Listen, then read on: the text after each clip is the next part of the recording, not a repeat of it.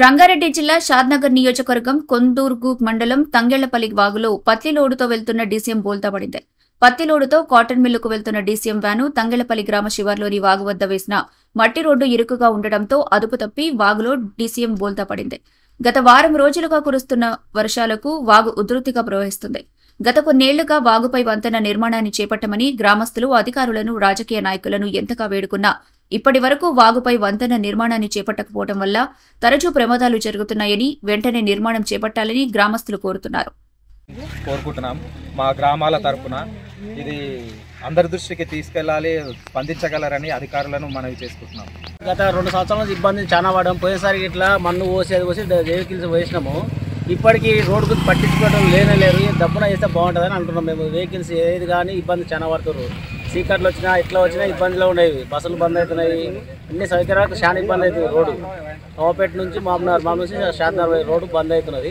3 రోజుల నుంచి కురిసే వానలకు ఈ బ్రిడ్జ్ తెగిపోయే ప్రమాదం ఉందని నిన్ననే వీడియో చేసి పెట్టాము.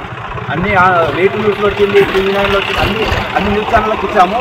హెచ్చరికగా పెద్ద వాహనాలు రావద్దు ఈ రూట్లో, మహబూబ్నగర్ నుంచి కానీ షాద్నగర్ నుంచి కానీ వచ్చే వెహికల్స్ ఈ రూట్లో రావద్దని నిన్ననే వీడియో చేసి పెట్టాను నేనే. మళ్ళీ తెలిసి కూడా ఈరోజు అది వాళ్ళకు కూడా ఏం హెచ్చరికలు జారీ చేయలేదు. ఎవరి గవర్నమెంట్ కూడా ఏం ప్రొవైడ్ చేయలేదు. ఇటు నుంచి రావాలి, ఏం సిబ్బందిని కూడా ఏర్పాటు చేయలేదు. ఏర్పాటు చేయడానికి వల్ల ఆయన తెలవక వచ్చిండు. బండి పొద్దున్న 9 గంటలకు లోడ్ బండి కింద పడిపోయింది.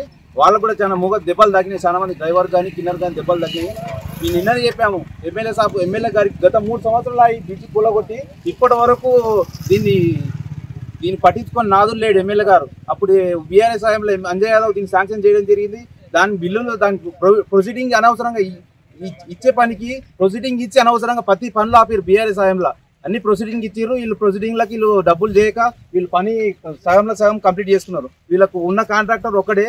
అయ్యర్పల్లి కాడ ఈ ఎనికిరాల బ్రిడ్జ్ ఇద్దరు పట్టుకున్నది ఒకటే కాంట్రాక్టర్ పట్టుకున్నాడు. కానీ ఇప్పటి వరకు ఏ బ్రిడ్జ్ పైసలు పడినందుకు ఆయన కప్పులపాలై ఆయన మధ్యలో ఇడిచిపెట్టడం జరిగింది.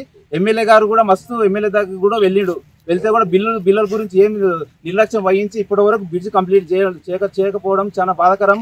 మరి స్థానిక సంస్థల ఎన్నికలు వస్తున్నాయి. ఈ మండలం నుంచి ఓట్లు కూడా తగ్గొచ్చు. దయచేసి దీనిపై ఏదైనా చర్య తీసుకోవాలి ఎమ్మెల్యే గారికి నేను విన్నవిస్తున్నాను.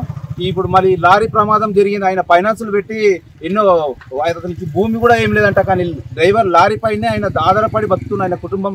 కావున ఈ కుటుంబానికి ఈ లారీ డ్రైవర్ కుటుంబానికి ఏమైనా సాయం చేయగలరని ఎమ్మెల్యే గారిని మనవి చేస్తున్నాము. దయచేసి ఈ బ్రిడ్జ్ను ఏదో ఒకటి మాకు ఏదన్నా ఒకటి చేయాలి, ఇప్పుడు చర్యలు తీసుకోవాలని మనవి చేస్తున్నాను ఎమ్మెల్యే గారు.